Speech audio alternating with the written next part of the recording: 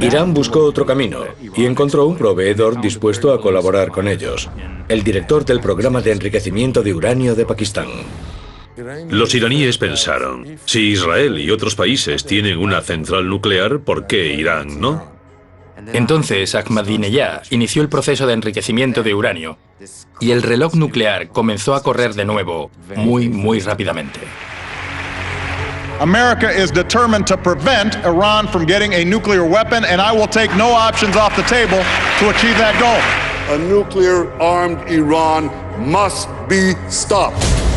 ما سلاح اتمی نداریم، سلاح اتمی هم نخواهیم ساخت، اما در مقابل تهاجم دشمنان در همون سطحی که دشمن حمله کند به اونا حمله خواهیم کرد. Irán nuclear. 40 años de disputas. En los años 50, los Estados Unidos lanzaron su programa Átomos para la Paz. El programa alentó a países de todo el mundo a entrar en la era nuclear. En 1967 llegó al Centro de Investigaciones Nucleares de Teherán un reactor de agua ligera destinado a la investigación. Irán firmó el Tratado de No Proliferación Nuclear, comprometiéndose a no desarrollar armas nucleares y rendir cuentas ante el Organismo Internacional de Energía Atómica.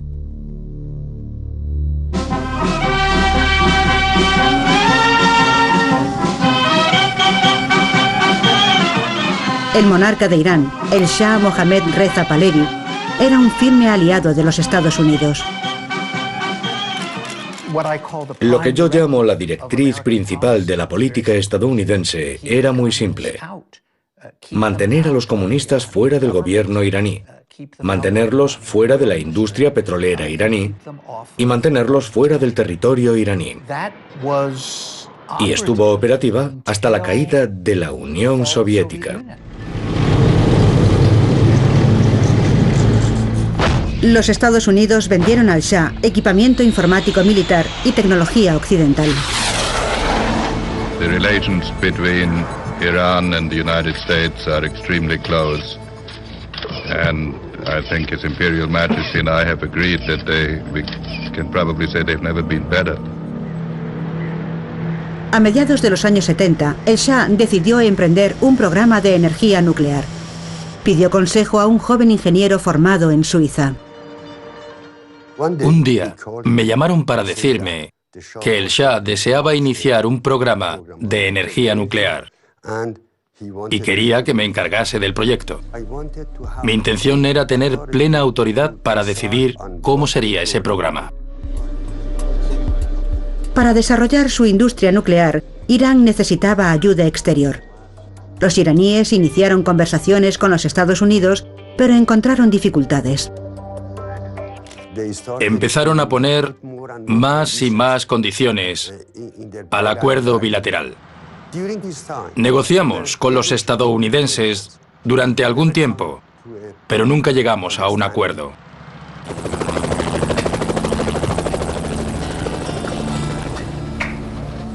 Irán buscó entonces en Europa e invirtió más de $1.000 millones en un consorcio francés de enriquecimiento. A continuación, hicieron un primer encargo a la empresa alemana Siemens, 2 centrales nucleares que se construirían en Bushehr, en el sur de Irán.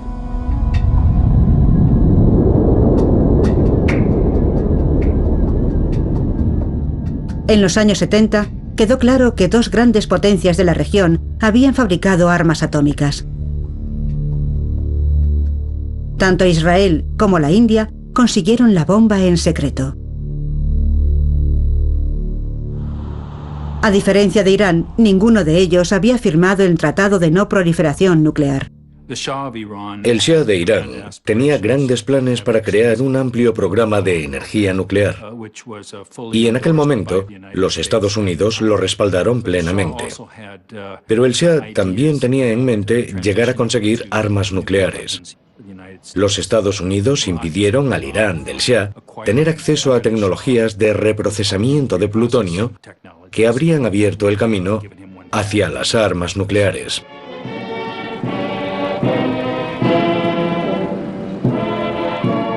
El Shah no se dio por vencido. Su principal consejero le dio un curso intensivo sobre energía nuclear. Me presenté ante él y le dije: Majestad, ahora que lo sabe todo, sentémonos a hablar sobre ello.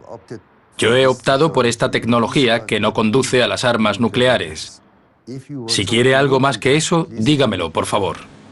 Me contestó: somos la mayor potencia de la región, no necesitamos armas nucleares. Le dije: Majestad, pensemos cuál podría ser la situación dentro de 20 años si todo eso cambiase. ¿Serían las armas nucleares una de las opciones? Se lo pensó un poco y dijo: ¿por qué no? A partir de ese día, decidí recurrir a todas las tecnologías sin excepción.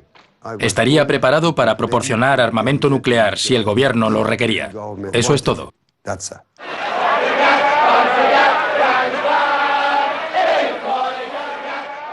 La revolución iraní de 1979 detuvo el trabajo de Etemad. El Shah huyó del país. El ayatolá Jomeini instauró una república islámica con una actitud muy diferente hacia Occidente. Washington se despertó con una terrible resaca colectiva. La fiesta había terminado y ahora teníamos que decidir qué hacer. En Washington pensaban que debíamos permanecer en Irán porque teníamos intereses allí. El 4 de noviembre de 1979, la embajada de los Estados Unidos fue sitiada por estudiantes iraníes y retuvieron a ciudadanos estadounidenses como rehenes en su interior. Atacaron la embajada. Lo que tal vez comenzó como una sentada estudiantil típica de los años 70, se convirtió rápidamente en un incidente internacional. Un conflicto internacional terriblemente serio.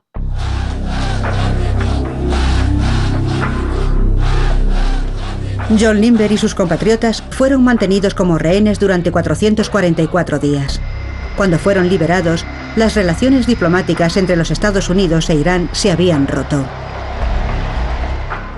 Para los estadounidenses fue una experiencia realmente humillante. Los diplomáticos estadounidenses retenidos como rehenes en Teherán aparecían cada noche en sus televisores.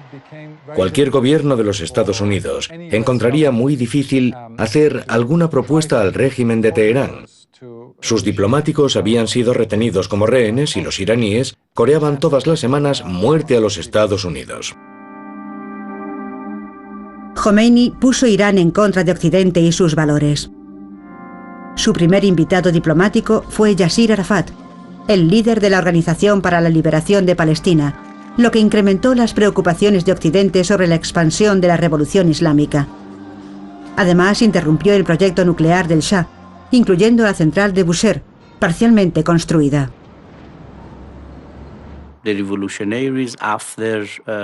Después de la revolución, decidieron interrumpir todos los proyectos nucleares y militares del Shah. No querían un Irán militarizado ni un Irán nuclear. Saddam Hussein escogió este momento para invadir Irán. Los iraníes no pudieron repeler el ataque sorpresa de Irak. Occidente apoyó a Irak.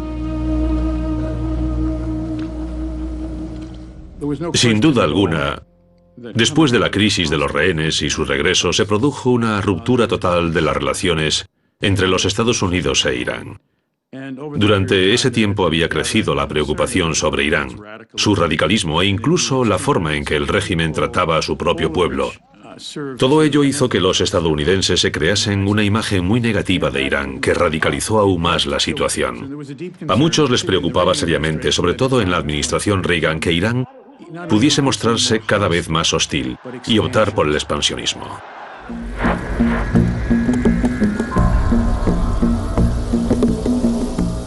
A Israel le preocupaba Saddam Hussein. Tel Aviv consideraba una amenaza directa a su capacidad militar, evidente tras el audaz ataque a Irán. Además, Irak había iniciado también un programa nuclear con la construcción del reactor Osirak. La principal preocupación era que Saddam Hussein, que había llamado a la destrucción y aniquilación del Estado de Israel, consiguiese una bomba nuclear. Esa era la preocupación estratégica. Sabíamos que nuestra misión se ejecutaría antes de que el reactor nuclear estuviese en funcionamiento.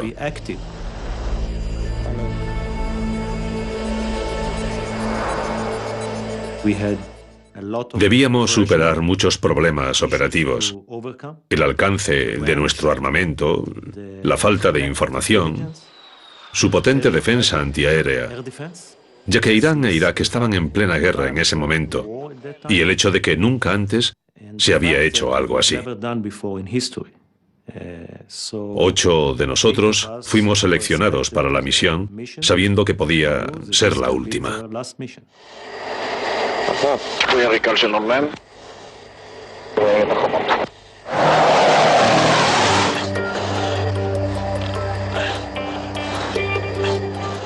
En 1981, los aviones de combate israelíes F-16 atacaron con éxito el reactor Osirak.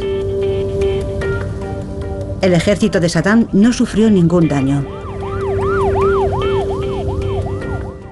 Los israelíes, especialmente después de que Saddam invadiese Irán, no querían que los iraníes perdiesen esa guerra. Si Irán perdía la guerra, Irak se convertiría en una potencia militar tremendamente poderosa en la región. Por eso Israel hizo cuanto pudo para ayudar a los iraníes a mantener sus defensas. A los israelíes les preocupaba la falta de comunicación entre Irán y los Estados Unidos.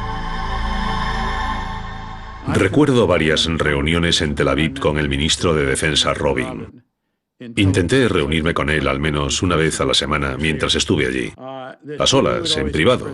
Siempre me comentaba su profunda preocupación por no encontrar una forma de comunicarse con los iraníes.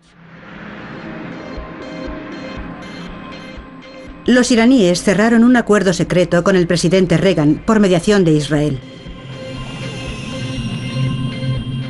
Los Estados Unidos venderían armas a Irán y, a cambio, Irán ayudaría a liberar a los estadounidenses retenidos como rehenes en el Líbano. Los Estados Unidos utilizaron el dinero iraní para apoyar una rebelión en Nicaragua. Pero todo salió mal. Los iraníes consideraron que no habían conseguido las armas que pensaban obtener.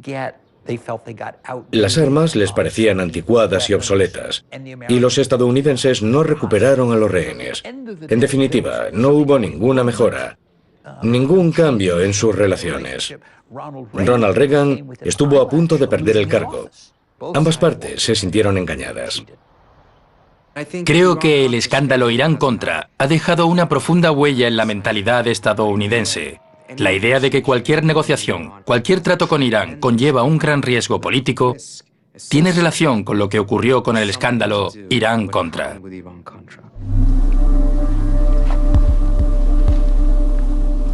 Irak atacó Irán con armas químicas, utilizando más de 1.800 toneladas de gas mostaza. No se produjo una condena internacional oficial. Saddam invadió Irán y toda la comunidad internacional apoyó al agresor. 300.000 iraníes muertos en 8 años. Y aún peor, Saddam utilizó armas químicas y tecnología y material proporcionados por Occidente. Irán fue la primera víctima de las armas químicas desde la Segunda Guerra Mundial. Fue entonces cuando Irán decidió ser militarmente autosuficiente para evitar nuevas agresiones.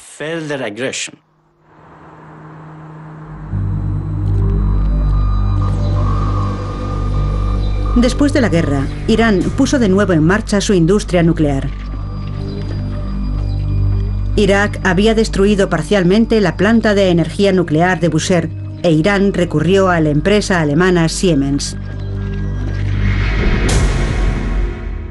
Durante los años 80 y principios de los 90, en todas las reuniones con los alemanes les decíamos: disponéis de más de 7.000 millones de marcos alemanes y un contrato. Todo se hará según el Tratado de No Proliferación con la supervisión del OIEA y siguiendo estrictamente las convenciones internacionales y el acuerdo. Pero nos decían, lo comprendemos perfectamente, pero los Estados Unidos no nos lo permiten. Irán pidió a los rusos que reconstruyesen Bushehr. Los iraníes pensaron, si Israel, India, Pakistán, Corea del Norte y otros países tienen derecho a poseer una planta de energía nuclear, ¿por qué nosotros no? Recuerdo que preguntamos a China, a empresas estadounidenses y a los rusos, y estos aceptaron. La reconstrucción de la planta tendría que avanzar lentamente. Los expertos rusos tuvieron que descartar gran parte del equipo. Tardaron casi 3 años en hacerlo. Hubo que construir instalaciones adicionales. Por ejemplo, el generador de vapor que se había utilizado en el proyecto alemán era bastante diferente al del proyecto ruso. La consecuencia de contar en el mismo proyecto con equipos alemanes y rusos fue un retraso significativo.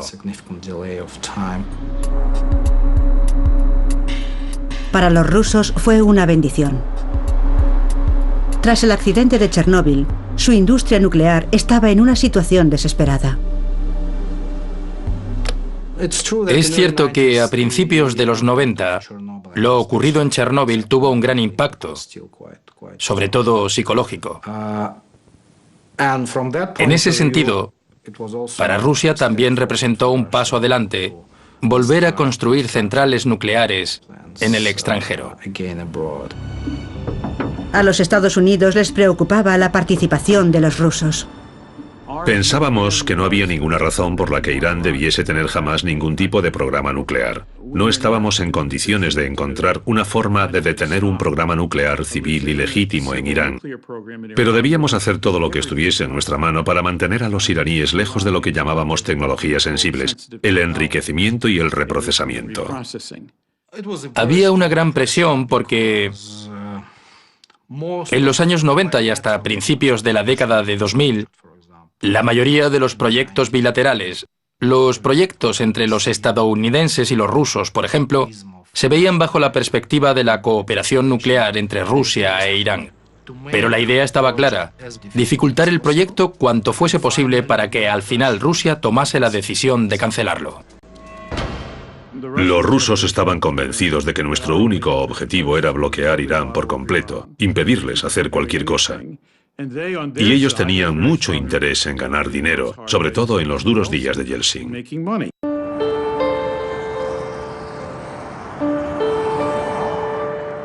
Los israelíes también estaban preocupados. El primer ministro israelí, Barak, actual ministro de Defensa, voló a Moscú para hablar con el presidente Yeltsin.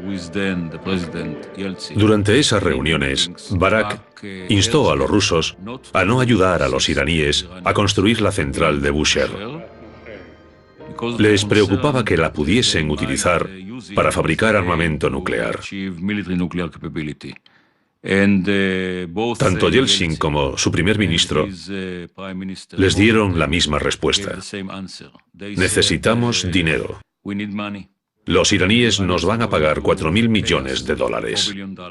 Dijeron, primer ministro Barak, si encuentra otra forma de proporcionarnos $4.000 millones, dejaremos de ayudar a los iraníes.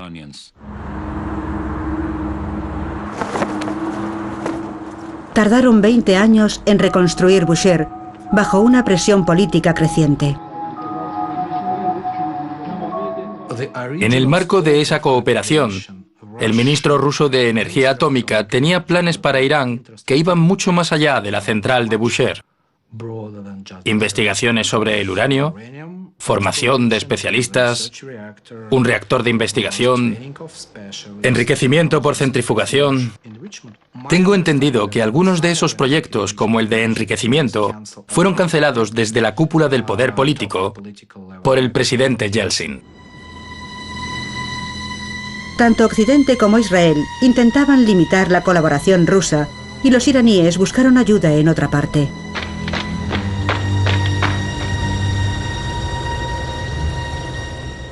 Irán tenía que apostar por la autosuficiencia, ya que Occidente no iba a permitir ningún tipo de cooperación con Irán. Teníamos un contrato de enriquecimiento y de combustible con Francia, pero Francia lo canceló.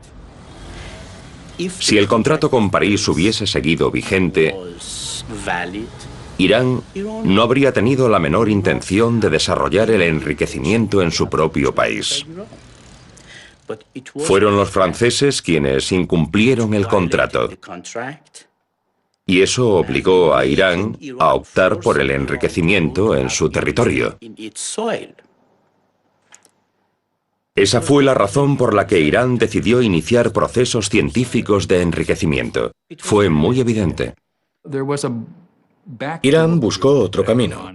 Recurrió al mercado negro y encontraron al jefe del programa de enriquecimiento de uranio de Pakistán, Abdul Qadir Khan, que estaba dispuesto a ser su proveedor. Abdul Qadir Khan se había convertido en un experto en el enriquecimiento de uranio en Europa y había jugado un papel crucial en el desarrollo de la bomba atómica de Pakistán fuera del Tratado de No Proliferación.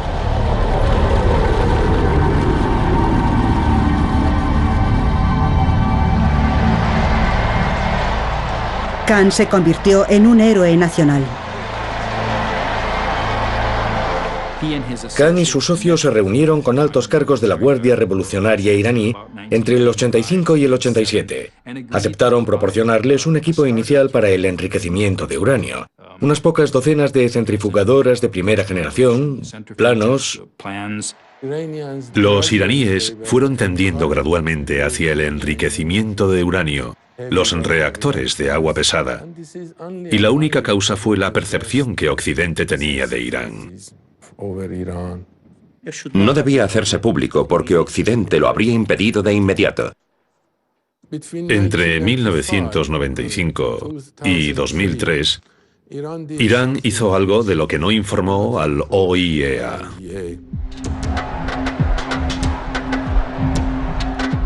Irán no comunicó a la comunidad internacional el verdadero alcance de su programa nuclear.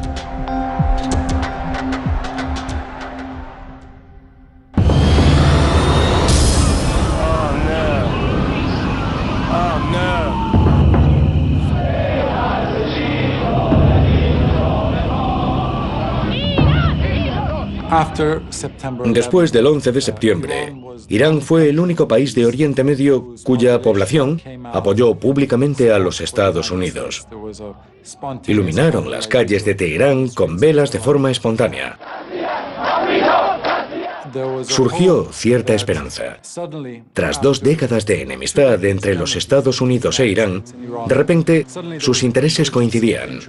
Irán era un gran adversario de los talibanes de Afganistán.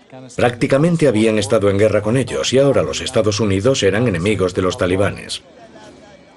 Los iraníes buscaron un acercamiento con los Estados Unidos, que también decidieron acercarse a Irán para ver cómo podían colaborar. Colaboraron ampliamente en el campo militar y el de los servicios de inteligencia y más tarde, y quizá más importante, en el campo diplomático.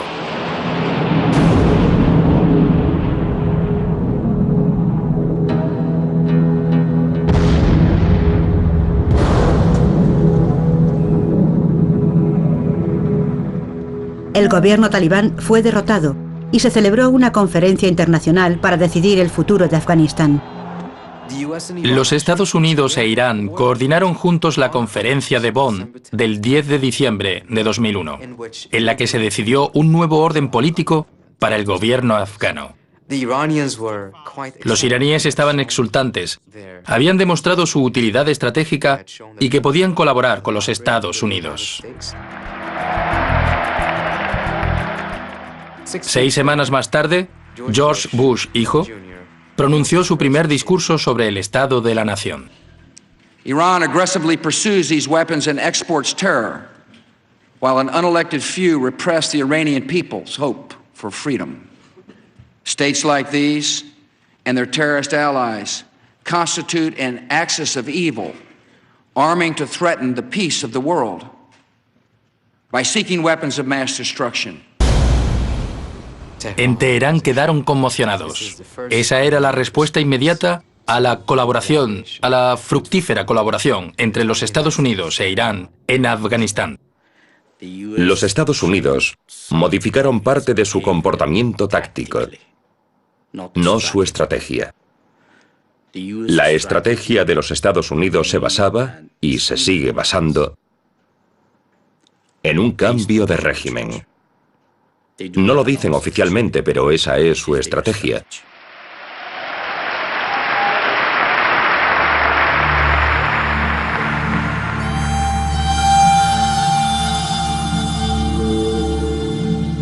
En agosto de 2002, un grupo opositor iraní, la Organización de los Mujahidines del Pueblo, divulgó el programa nuclear secreto de Irán. Los iraníes habían enriquecido uranio en Natanz y construido una planta de agua pesada en Arak. No habían comunicado la existencia de esas instalaciones. El Organismo Internacional de Energía Atómica decidió investigar. It's also sending very powerful message to Iran that they need to cooperate fully and immediately and to show complete transparency. I expect Iran to lend me all the cooperation and support I need to be able to provide the required assurances. Cuando se divulgó al mundo la existencia de Natanz y Arak, el OIEA inició una intensa campaña para lograr acceder a esas y otras instalaciones. Irán tardó varios meses en dar su consentimiento.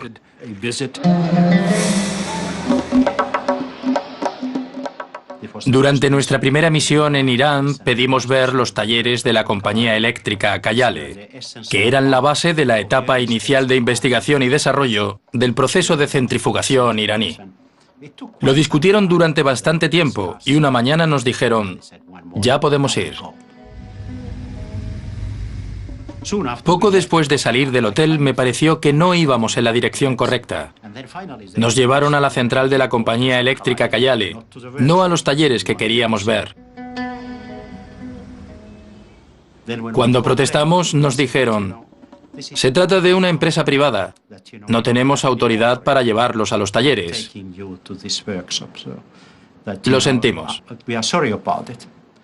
Un par de semanas después nos enteramos de que en realidad aquella empresa privada era propiedad de la Agencia Iraní de Energía Atómica. Al final, permitieron a nuestra gente ir a la compañía eléctrica Kayale. Lo habían pintado todo. Probablemente les preocupaba que encontrásemos partículas de uranio en las muestras ambientales que tomásemos. Y lo pintaron todo. Habían eliminado todo rastro del proceso de enriquecimiento. O eso creían. Pero los inspectores eran bastante astutos. Tomaron muestras de los lados de un inodoro o un sumidero y encontraron pruebas de que allí se había realizado el proceso de enriquecimiento. La mentira de Irán quedó así al descubierto. La administración Bush quería llevar a Irán ante el Consejo de Seguridad de la ONU. Los británicos, franceses y alemanes, que habían mantenido diferentes posturas sobre la intervención militar en Irak, preferían la vía diplomática. Joschka Fischer, Dominique de Villepin y yo mismo les enviamos formalmente una carta que decía: queremos abrir un proceso con ustedes para resolver estos problemas. El resultado fue una tensa negociación en Teherán a finales de octubre de 2003. La conclusión de esa reunión fue el compromiso de los iraníes de firmar y aplicar un protocolo adicional al Tratado de No Proliferación. Era muy importante porque otorgaba al OIEA poderes de divulgación e inspección mucho mayores que los incluidos en los documentos básicos. Y los iraníes aceptaron suspender el enriquecimiento de uranio. Aceptamos suspenderlo. Aceptamos la aplicación del protocolo adicional, la aplicación del acuerdo complementario y el acceso del OIEA incluso a las instalaciones militares.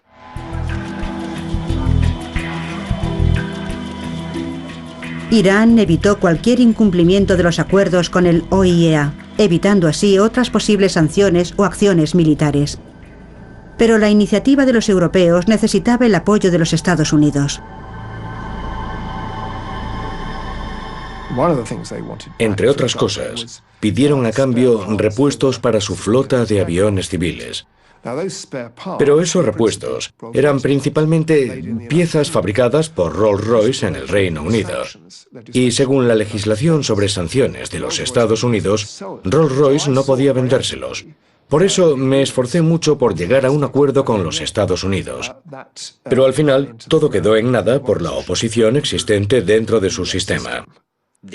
La Unión Europea no pudo ofrecernos un conjunto realista de medidas, una solución honorable, porque los Estados Unidos no estaban de acuerdo. Su posición era ni una sola centrifugadora en Irán.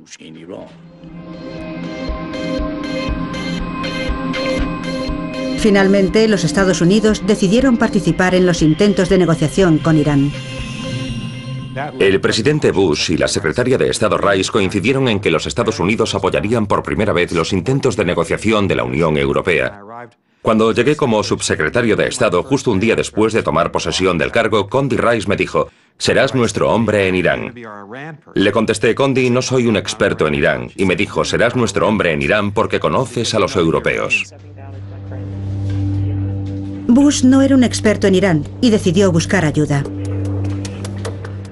No teníamos absolutamente ningún recurso que nos permitiese conocer lo que ocurría en Irán.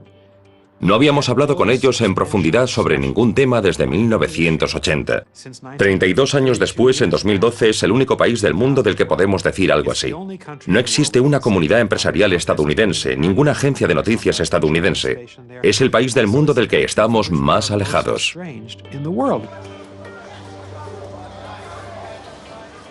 La oferta de los Estados Unidos dependía de una condición previa.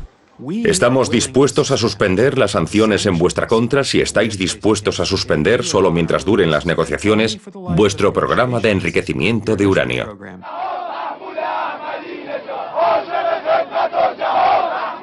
Mientras tanto, Irán había elegido un nuevo presidente, Mahmoud Ahmadinejad.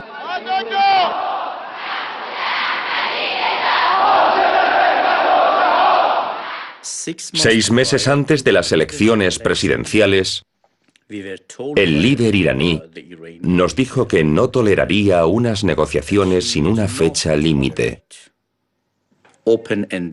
y que, si el grupo de trabajo no llegaba a un acuerdo en 3 meses, pondría en marcha el enriquecimiento de uranio. Las negociaciones se interrumpieron. Y entonces Ahmadinejad puso en marcha el proceso de enriquecimiento. Y el reloj nuclear comenzó a correr de nuevo muy rápidamente. A partir de ese momento, Irán se puso manos a la obra. Intentó instalar el mayor número posible de centrifugadoras para producir cuanto antes todo el uranio enriquecido que pudiese y aprovechar diferentes tecnologías de centrifugación para intentar conseguir lo antes posible un arma nuclear. Apareció una nueva fuente de pruebas. Un desertor iraní que había trabajado en el programa nuclear de Irán había guardado una gran cantidad de datos en un ordenador portátil. Eran documentos sobre los esfuerzos de Irán para desarrollar diversos aspectos de un arma nuclear. Una de las líneas de desarrollo era configurar la ojiva de los misiles iraníes Shahab-3 para que pudiesen contener un objeto esférico. Evidentemente, era un arma nuclear. En el ordenador portátil también había documentos sobre fusibles, lentes y otros elementos utilizados en el dispositivo de implosión. Había miles de páginas de documentos que implicaban a Irán, al menos con planos bidimensionales, en el diseño y el desarrollo de tecnologías para crear armas nucleares. El presidente Ahmadinejad consiguió enfurecer aún más a Occidente con sus comentarios sobre el Estado de Israel y el Holocausto. پس از 6 دهه همچنان به صهیونیست‌ها جریمه می‌پردازند، آیا مسببان بردهداری و استعمار نباید به ملت‌های خسارت دیده جریمه بپردازند؟ اگر خسارت Ahmadinejad adoptó una postura muy extrema y, en cierto sentido, despertó muchos miedos en el mundo, porque pidió la destrucción del Estado de Israel, negó el Holocausto y, al unir ambas cosas, básicamente infundió a todos una sensación de peligro. En el contexto de la política interna estadounidense, un país puede pedir la desaparición de Israel y puede enriquecer uranio, pero no puede hacer ambas cosas al mismo tiempo.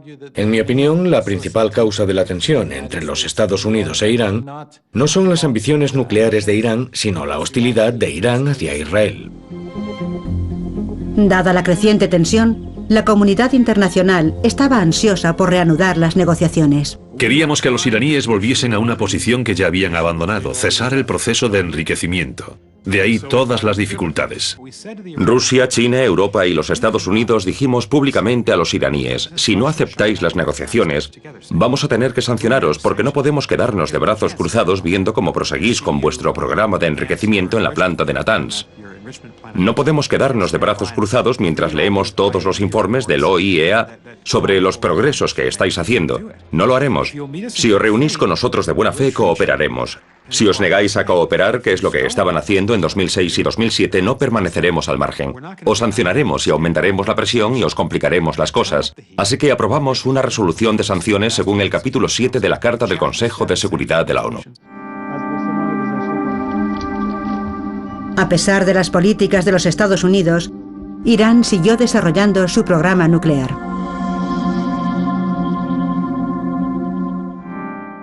Su programa nuclear, que probablemente contaba con menos de 50 centrifugadoras cuando Bush llegó al poder, contaba entonces con 8.000 centrifugadoras.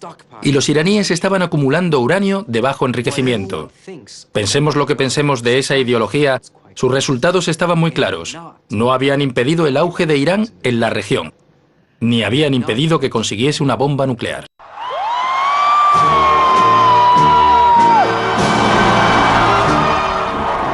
I, Barack Hussein Obama, do solemnly swear to preserve, protect, and defend the Constitution of the United States. So help you God? So help me God. Congratulations, Mr. President. La llegada de Obama coincide con el fin de ciertos tabúes entre los círculos políticos de Washington. De repente se hablaba más sobre la necesidad de negociar con Irán. Y 12 minutos y medio después de jurar su cargo, Obama se dirigió a Irán. To the Muslim world, we seek a new way forward, based on mutual interest and mutual respect. To those who cling to power through corruption and deceit and the silencing of dissent, know that you are on the wrong side of history, but that we will extend a hand if you are willing to unclench your fist. Creo que Obama fue muy claro en sus declaraciones públicas. Comprendió el asunto. La experiencia de todos y la prioridad asignada a ese asunto le hizo comprender que era extremadamente importante. Recibí una llamada preguntándome si estaba dispuesto a entrar de nuevo en servicio. La idea era modificar las relaciones, pasar de 30 años sin resultados a algo que favoreciese más los intereses de los Estados Unidos. Obama sorprendió a los iraníes ofreciendo conversaciones sin condiciones previas. 30 años de desconfianza, 30 años de sospechas, 30 años de hostilidad, 30 años de intercambio de consignas e insultos. Tienen consecuencias. Cuando alguien dice, ahora queremos tener una relación diferente basada en el respeto mutuo, la primera reacción es, ¿por qué? La expectativa de un cambio drástico en la política de los Estados Unidos, particularmente en su política exterior sobre la región y con relación a Irán, no llegó a realizarse. Las palabras no se convirtieron en acciones.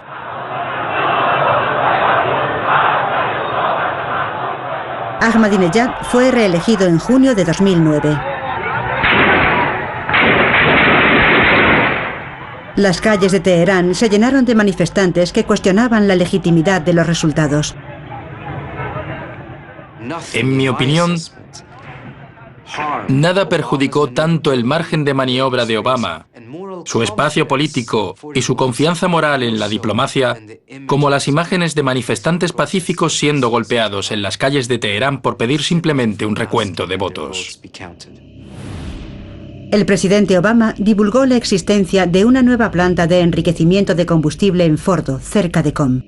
The Islamic Republic of Iran has been building a covert uranium enrichment facility near Qom for several years.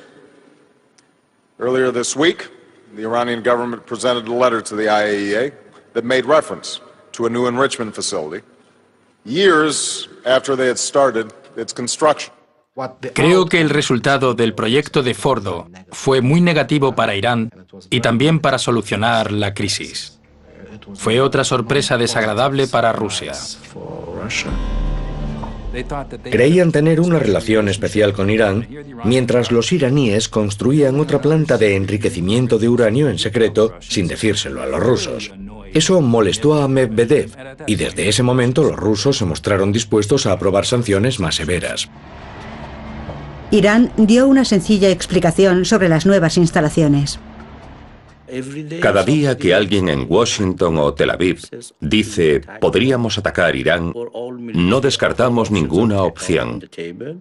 Lo que le están diciendo a Irán es, deberíais tener instalaciones de enriquecimiento más seguras. Es evidente.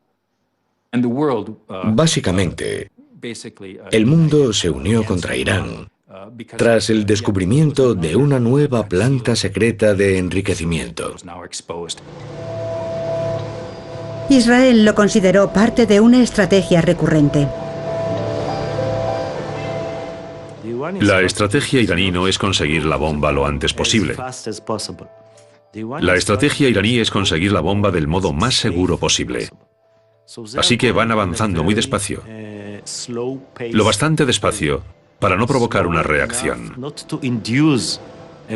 Y cada vez que los pillan con las manos en la masa, cuando descubren una operación encubierta, proclaman que es un programa legítimo. Cuando Natanz salió a la luz, declararon rápidamente que era una instalación legítima. Y lo mismo ocurrió con Qom. En octubre de 2009, Irán y los Estados Unidos mantuvieron conversaciones. Parecía prometedor. Bill Burns hizo un trato con Jalili en octubre de 2009. Nos entregarían una parte significativa de su uranio de bajo enriquecimiento a cambio de un suministro de barras de combustible para el reactor de investigación de Teherán, el reactor médico de isótopos. Cuando Jalili regresó a Irán, el gobierno iraní lo machacó. Los turcos y los brasileños recuperaron ese mismo acuerdo en mayo de 2010. Como resultado de sus intensas negociaciones diplomáticas. Consiguieron convencer a los iraníes para que lo firmasen. Pero no sabían que 2 días antes, China y Rusia habían acordado un borrador de sanciones en el Consejo de Seguridad. Obama optó por las sanciones y lo hizo principalmente porque creía haberse quedado sin margen político de maniobra.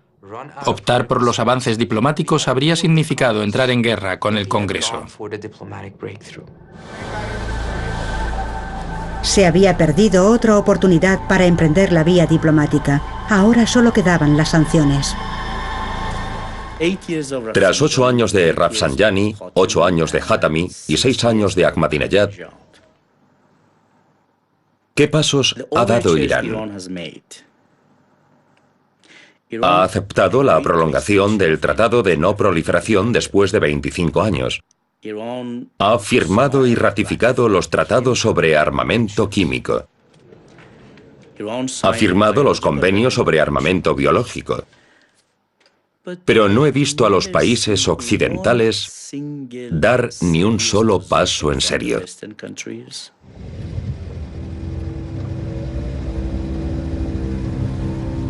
En 2011 surgió una nueva táctica. La central de Natanz sufrió un ataque informático que inutilizó casi 1000 centrifugadoras.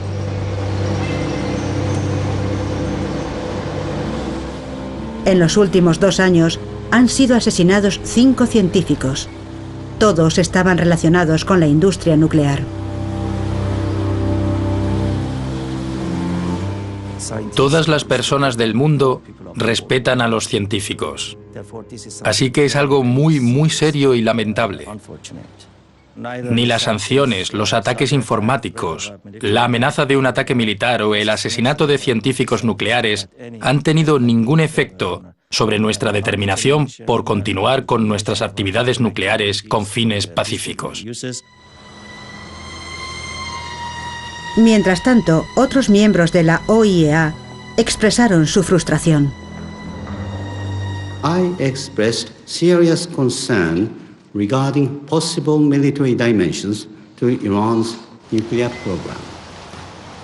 The information indicates that Iran has carried out activities relevant to the development of nuclear explosive device. Durante los últimos 33 años, las relaciones con Occidente han sido tensas. Ahora la política nuclear se ha convertido en el tema clave. Se han aplicado sanciones draconianas que afectan seriamente a la vida de los ciudadanos iraníes. Se ha amenazado con acciones militares. Hasta el momento, el conflicto no ha sido resuelto. De hecho, ha dado lugar a declaraciones desafiantes y agresivas. En este ambiente de políticas arriesgadas, ¿qué ocurrirá a continuación? Los europeos y el Congreso de los Estados Unidos piden sanciones drásticas, sanciones relacionadas con el Banco Central, la industria petrolera. En mi opinión, los iraníes están prestando atención por primera vez, lo que nos da cierta esperanza de que lleguen a cambiar su comportamiento. ¿Aceptará Irán negociar en un futuro? Si no lo hace e intenta seguir adelante con el enriquecimiento nuclear, ¿pensará el mundo que las sanciones y la diplomacia han dejado de ser una opción? ¿Escogerá el mundo una opción militar? Espero que Irán acepte negociar. Garantizo que nuestras actividades nucleares tienen fines pacíficos. No renunciaremos a nuestro derecho reconocido por el OIEA y el Tratado de No Proliferación de aprovechar los usos pacíficos de la energía nuclear. Irán dispone hoy de 10.000 centrifugadoras y creo que se verán obligados a aceptar su derecho a los procesos de enriquecimiento. Si no aceptan e insisten en las políticas coercitivas, las sanciones, las amenazas de ataques militares, entonces a Irán no le quedará más opción que obtener recursos nucleares disuasorios para defender su existencia, su identidad y su país.